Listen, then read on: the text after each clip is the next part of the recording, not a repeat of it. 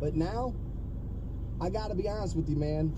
It hit me where it's like freezing cold. I don't know, man. I think I'm good. I think I'm good on that. I have turned down tickets recently. Now that's about, I wake up early Monday, the hour drive there, hour drive back. It's more than just sitting out in the freezing cold. But I've hit that age now, man, where it's like, yeah, I don't know if I'm freezing out there. You know what I mean? Like for Pittsburgh, for Baltimore, a primetime game, maybe. For the Jets without Aaron Rodgers, 20 degrees, I'm good, bro. Like, I think I'm good on that. You know what I mean? Like, it's just one of those things. Now, what I should say, and this is going to sound like I'm bragging, I'm not, but I'm trying to add context to the conversation. I'm spoiled. You know what I mean? I've been to so many things. I've been very blessed and spoiled. Both those words would apply. And so maybe I've had my fill, and maybe that's why I see it that way. I also think if you're going to build it and not dome it, like, aren't we limiting what we can use it for at that point? It's like 8 events in the winter, really? Now, yes, there's summer shows and the Stones are playing Cleveland Brown Stadium and yeah. But aren't there expos we can do? Aren't there maybe other shows that are going to tour in the winter maybe that we could get here? Now, the thing I haven't mentioned yet at all is the Super Bowl, right? Odd, we got it coming up on Sunday. If you dome it, you could have it here for that. I think it's easier to do if you put a dome on the stadium in Cleveland. I don't know. I mean, Brook Park's got hotels, but not one TJ Watt's going to want to stay at. I mean, we saw how much he cries last night. You think that guy's going to stay at Brook Park Road? I don't think so. You know what I mean? Now, they would probably all stay downtown anyway. But now you got to travel back and forth from all of that. People are the NFL's bitching about Vegas not being a great city for it because everything's just a little too congested there.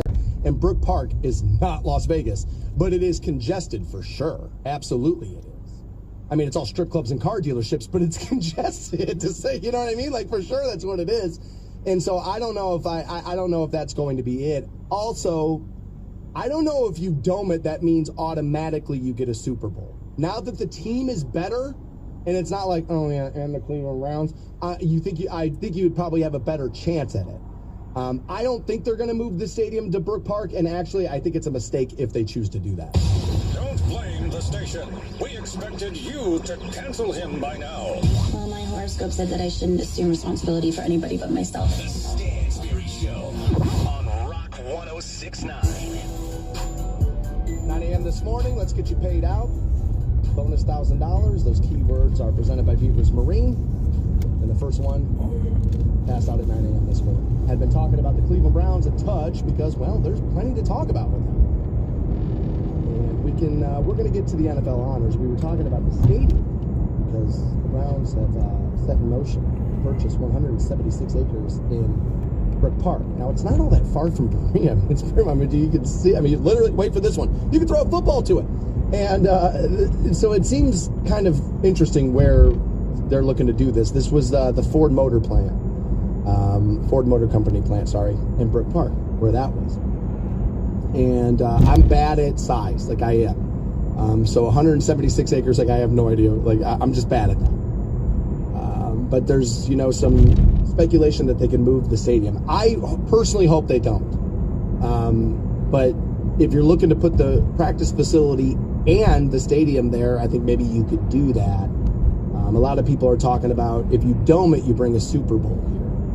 Yeah, I think the nightmare of a Super Bowl in Brook Park ain't going to be great. I think Cleveland's the better option there, like downtown Cleveland for the stadium. I actually like where Cleveland Brown Stadium is. Now, getting out of there isn't necessarily the easiest thing ever, but getting out of somewhere that just had 70,000 people in it's not going to be easy anyway, right? So I'm not sure that's what I'm not sure that's going to be the number one factor there. We were talking about whether or not you dome it. Mike and Massillon texted in 330-450-7625. You can too. But Mike says, yo, man, you absolutely dome it. But he wants a retractable dome. Open in nice weather, closed when the weather is crap. Real grass too, he says. So here's the thing. I saw a bunch of NFL players the other night saying, we want real grass in every stadium. And I can't even believe that sports allows that. Like one day you're playing on this, one day you're playing on that. Like that seems strange. Like the NBA is not like, hey buddy, today hardwood, tomorrow trampolines, buddy. Like that doesn't happen. So like I'm surprised By that, I've always said the same thing about baseball stadiums too. It's like, wait a minute, the home run wall is at different, it's at different lengths where you go. How's that? I'm like, this is crazy, right? So now the retractable roof thing. Am I right about this? The Houston Astros have one of those, and when they open it, some players complain that they open it, where the sun is and it's in your eyes and all that. We'll have to wait and see. Everybody talks about sissy putting a dome on it. What are you, a sissy? It's like, no, I'm just old. And I admit it, I am, right? But if Minnesota can put a dome on theirs, why is it so crazy that Cleveland would have a dome on theirs? Now, what I will say, what flies in the face of this is Green Bay. Lambeau's Lambeau. And it's different. I've been to a game there. It's different. You're tailgating in somebody's front lawn. It's like we're going to the park and like you just walk there. And snow cold games in Lambeau look awesome. They do.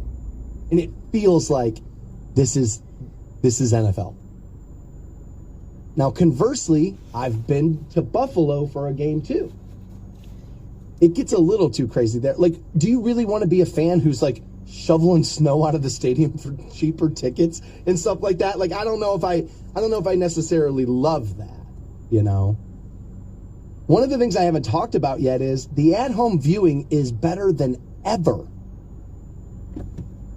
I just bought, and these aren't even rare now. I just bought a 75-inch television. That's not even rare. That's like common. People have those now. As a matter of fact, when I bought it, my boss was like, dude, mine's 110. What'd you go with 70 for? I was like, oh, geez. Well, my check's different than yours, buddy. That might have been it. But, like, the point is that people have giant televisions. Now, comfortable couches, things that they can get out of the fridge. Like, you have to build a draw here a little. Now, I say that, but did the Browns have any problem filling the stadium? No. So maybe it's not necessarily something you have to do for that. I do think you can draw more events in if you dome it. This is coming in off the text line. I'm reading this live for the first time, so excuse me here. Have you ever been to a NASCAR race? Way more people. They open 8 lanes going in and out and then reverse it after. It's still busy because people can't make a turn into a parking lot. But yeah, it is a lot quicker when they do it that way. So yeah, I've been to a couple of NASCAR races, Michigan, and some other stuff. Actually, the Bristol night race is on my bucket list. I want to get that done. So yeah, all right, I could see that. Somebody brought up WrestleMania. Justin brought up WrestleMania. So I looked this up because I didn't know this because I'm not a big wrestling guy. But I just Googled WrestleMania 2024. And that is apparently Saturday, April 6th, Sunday, April 7th now. Apparently that's a 2-day event. Has been for a few years, I think. And that's at Lincoln Financial Field, Philadelphia. So I was like, well, I was like, well, when is WrestleMania? Because the weather might be good enough to where you don't need a dome, right? And I was like, well, maybe not because they have SummerSlam, so I can't imagine it's in the summer, right? Because you're probably looking to separate those things. I'm a little shocked to find out WrestleMania was in April there, not knowing when SummerSlam is. I think being able to host a WrestleMania here is, and by here I mean Northeast Ohio, would be good. This is one of those markets where the WWE seems to do really, really well. Does not surprise me at all, not even a little. And that thing still has all the steam it needs, still has all the fans it needs. And so I'm not a diehard wrestling guy, but would I think it's cool and very good for the area to host a WrestleMania? Yes, I do. Absolutely, I do. Now, I don't know how many people you need to seat though to put Lincoln Financial Field is big, man. I mean, that's big. So yeah, I like that, although that's not domed, right? Where the Eagles play? That is where the Eagles play, right? That's not domed to the best of my knowledge there. I don't think it is. Green Bay's like the last holdout. But like I said about the fields, real grass versus turf there, I'm almost surprised you're allowed to have differences in the buildings like that. Yeah, man, like this one, the weather just comes right down on top of you while you play. Next week, you're fine. Indoors, AC, you're going to love it. Like, that does seem crazy. But, I mean, that's how golf is. I mean, the course changes every week. You play in the elements. You kind of do a little bit of that. I'm just surprised that the NFL is not looking for more uniform there. But once you demand that, now you have to give us the money to be doing it. There's going to be a lot of snags in that. This is one of those things I've been turned all the way around on. Back in the day, I was like, you don't dome NFL stadiums. What the hell are you doing? This is AFC North football. This is part of it. The elements are part of it. You take away the whole, can a warm weather team come up here and play in the cold? And you take those kinds of arguments away. Really what you're doing is taking that stuff away from show hosts like me. And so I don't love that. But I have been turned all the way around on this. I think, and again, it's partially my age now, where I used to be willing to sit out there in the freezing cold and all of that. And now I'm like, am I nuts? I got a beautiful house. I got a nice couch. I got snacks. I got this. I got a bathroom where 9 idiots aren't urinating in my trash can. I'm good right here. Leave me right here. So if you're going to build new, I think you put a dome on it, because I do want to pull in events like a Super Bowl and WrestleMania. By now, you're asking yourself, is he trying to be wrong? You incinerating that I'm dumb? The Stansberry Show. I'll have Creed tickets for you all next week. I'm looking forward to that show, man. 3 Doors Down, Mammoth, WVH, Finger 11, Creed. Yeah, man, that'll be good. It's on a Friday night, too. Yeah, we'll get you hooked up with tickets next week.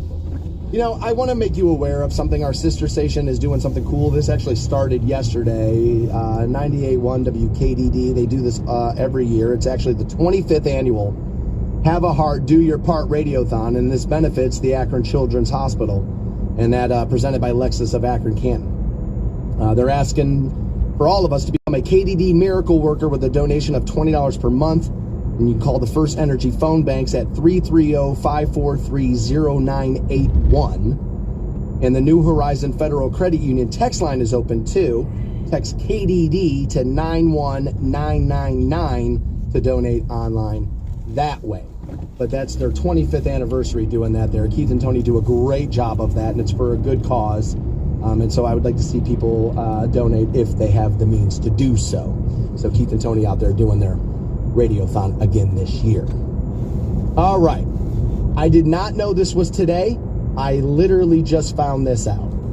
But I'm seeing here that it is National Pizza Day. Now, I didn't know this, but like just the other day, I had posted a photo of a pizza I ordered. And it was last Saturday night, as a matter of fact. We were just going to watch a movie on the couch. She wanted pizza, so we got pizza. And I went to the apps to order, and I got it from Italo's on Middlebridge. And it was so freaking good, man. Like, it was unreal good. And so I did it, posted about it. I said, man, this was, they were in, they know what they're doing. Like, this was really good. And then, it kind of sparked a little bit of a debate amongst people, right, on where to get the best pizza here in town. And I just think we're spoiled overall, man. Like, the options of mom and pop places.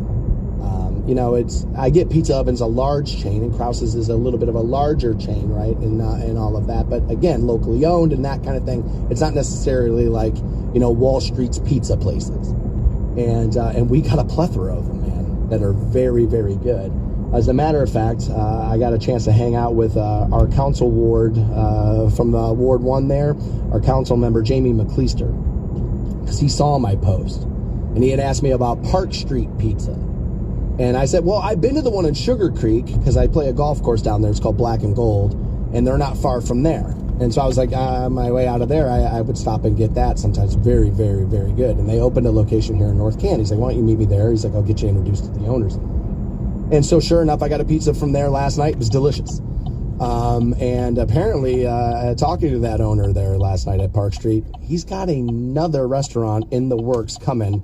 He's putting it in a great place that's under-delivered to, and it's actually going to be a different style than what they currently do. I don't want to ruin his thing for you. I didn't ask him about whether or not he'd be all right with me unleashing it for him, but I told him I'm very excited about that plan. And so for about a week, we've just been back and forth in the comments and the messages on the text line 330-450-7625, where you get the best pizza here. And I like them all. You know what I mean? I have noticed, and we had this conversation, that Some of the local stuff depends on location and can depend on location. And I would admit that I've had, now, I don't know if it's necessarily, well, that's because this location's that much better. You may have just caught somebody on a bad day or on a much better day or something like that throughout the times. But there's been a lot of that. I feel like people ask me all the time, what's your favorite part of your job? And my answer usually is, well, my favorite part is that on any given day, there would be something different that is my favorite part. That's my favorite part, that there's too many. And that's almost how I feel about the local pizza options here. But I gotta be honest with you, man, Italos did a good job of winning me over on their side last Saturday, man. That thing was unreal good. Again, Park Street last night, delicious too. Now, Cleveland, I know a lot of you are in the Cleveland area listening on iHeartRadio, and I appreciate that. Now, they have exploded pizza-wise, too, since I have moved down here. I haven't had all of those places. Ohio Pie is very, very good. People are mentioning that one a lot. Very, very good. A friend of a friend actually owns that, too. That is delicious. I love that. When I lived in Lakewood, for any of you that may be in that area, there's a place, and I just looked, they're still open. It was underrated when I lived there. It's been a long time since I lived there, but Roman Fountain in Lakewood is on the low. I mean, dude, it's underrated. Like, you don't hear people talk about it a lot. Yes, Angelo's is amazing. For anybody that's ever been up there, dude, Angelo's is legit. Like, for sure it is. But there's a lot of good pizza up there, too, and it has absolutely exploded since then. But here I am on National Pizza Day, and it's what I had for dinner last night. Like, I don't know if I could turn around and grab another one today. But I guess I would absolutely be interested in some pizza places maybe I haven't tried. You can let me know. 330-450-7625 on the text line. We were talking about the Browns moving the stadium, possibility of maybe they could find themselves in Brook Park versus downtown Berea, where the practice facilities are. What we haven't spent a lot of time talking about yet is the NFL Honors Awards from last night and what this means for one particular player. Talk about it next on the Stansbury Show. He was the most hated man in America. And then Kanye came along. Thanks a lot, Kanye. The Stansbury Show on Rock 106.9. Under an hour now, we'll rock the bank with you. Get $1,000 passed out. Those keywords are presented by Beavers Marine. Online for you, beaversmarinestore.com. Not just boats, sales, and service either. They can help you with your docks as well. Looking to build one? They got you covered. We'll get back into National Pizza Day maybe next hour. I asked for suggestions, and I got more than I can handle. Thank you so much first for listening. And then beyond that, writing in to let me know. Again, a lot on the text line at 330-450-7625. If you're more social media based, Facebook and X at Stansbury Show. Instagram, TikTok, Threads. Dan.Stansbury there. We'll get back into that maybe later this hour, early next hour, National Pizza Day. We should talk about the NFL Honors from last night. Pretty much a sweep for the Browns. You have the head coach of the year in Kevin Stefanski. You have the NFL's assistant coach of the year in Jim Schwartz. You have the defensive player of the year in Myles Garrett. And the comeback player in Joe Flacco.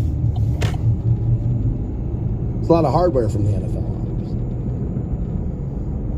You can make an argument in a year for a couple of different coaches, I believe. Have dealt with a lot. When Nick Chubb went down in that Steelers game, admit it, we were all like, oh no. He got that team believing. A lot of people would have given up. A lot of players in that locker room could have maybe sent what you were saying. Oh no, we don't have Nick. A coach's job is to keep everybody on the same page. We're going to be all right. Nah, we're going to be fine. There's a little bit of that. And he clearly handled that well. Talk about play calling and some of the, some of the schemes and all of that throughout the year. Not every game was great. And I've said about Cleveland Browns fans, he would have fired Andy Reid 25 times. You know what I mean? So it's like, that's just kind of the way it is. Cleveland Browns, it's kind of like, dude, the next coach and the next quarterback, we're so used to it being part of the conversation year in and year out. I think a lot of us just don't want to let it go, right? And there's a little bit of that. So I was happy to see Kev get that done. I know TJ Watt fans are annoyed about Myles Garrett, and they're trying to make everything about stats. Or about not even stats. They're trying to make everything about the sacks. I mean, people have run the data. Myles gets blocked way more often than TJ does. The amount of times you can just watch TJ Watt's like, dude, they're not even game planning for the dude. And like, the amount of times you can see that in film, it's all over the place. Now, are these awards full-on 100% legitimate? Well, no. I mean, come on. We know some narrative goes into this. We know some biases on the voters go into some of this. We know that. We know that. I don't think it's egregious that they made Myles Garrett the Defensive Player of the Year. Seeing how it is, most people who played his position in the NFL before him all said all year, oh no, it's Myles. Like, it's Myles. If you're an offensive coordinator, dude, you were sweating 95 the night before. Like, oh my God, what are we going to do about 95? And I've said all year, I don't believe other teams fear TJ Watt the way they fear Myles Garrett. I also said this, and Steelers fans think I'm crazy, but I'm right. You put both players on the market today, Myles gets more phone calls. Don't kid yourselves. But TJ's got more sacks.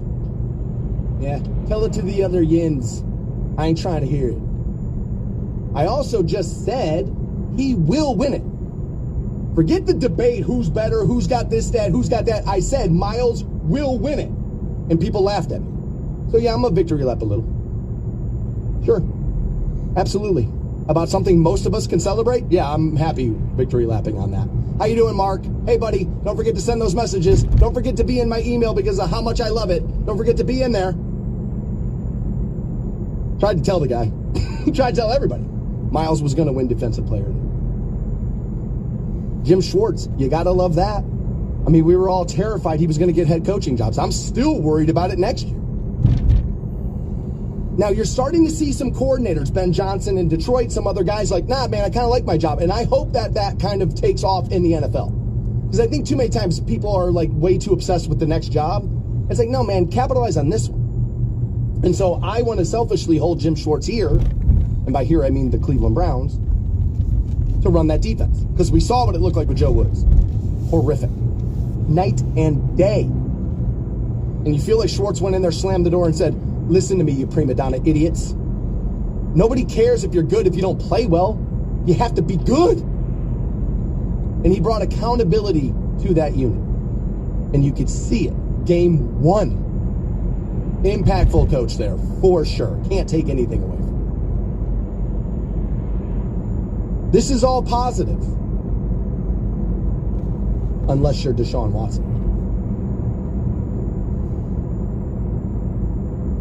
All the excuses are gone. Every last one. Well, your defense is clearly good. Your Defensive Player of the Year is on your squad. So you have a defense. So quarterbacks get that all the time. Give them a defense, want to win. So you have one. Oh, by the way, your coach is pretty good. Coach is pretty good. He's the coach of the year. Oh, defensive coach? Yeah, he's pretty good too. By the way, your running back is coming back next year.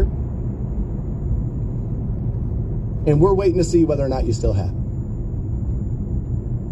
There is so much pressure on that guy now. And there has been, by the way, since he's been coming back, you know, since we signed him. God, it feels like 10 years ago now because of all the conversations with Deshaun. Which, by the way, all the Steelers fans are in my comments today about massage tables and all of that. Yeah, I know, when you lose, it kind of sucks, right? So you kind of have to change the argument or wait for this pun. Move the goalposts. Yin's going down to watch the Steelers and all that. Like, come on, man. Get out of there with all the massage table stuff. That's low-hanging fruit, dad joke, awful jokes. It's never been funny. Let it go. You're just crying. Like your hero, TJ Watt, who took to social media last night to say, nothing I'm not used to. So used to it, your big petulant ass is crying like a little girl all over X. Where is the, I'm honored to be nominated along these sides of these gladiators, or whatever the hell the PR team for the Steelers would write if they could write. What would happen? Where is a little of that? Now, that's not a TJ Watt issue. That's an athlete of the era issue. It's the religion of me. If I give respect to anybody else, I'm a sucker. Don't let it do it. Don't do it, TJ. You're the greatest. Don't give credit to nobody. No days off, right? Like all that kind of crazy stuff. I mean, you're so used to it, you're going to cry about it? What an absolute baby. By the way, he might not even be the best Watt. Like, he might not even be the best Watt, for crying out loud. You can cry about it all day. I'm hearing a lot of this. Browns fans celebrating their Super Bowl today. Oh, you mean like the Steelers fan base that celebrates the 6 you weren't alive for when they won them? Back to the stand.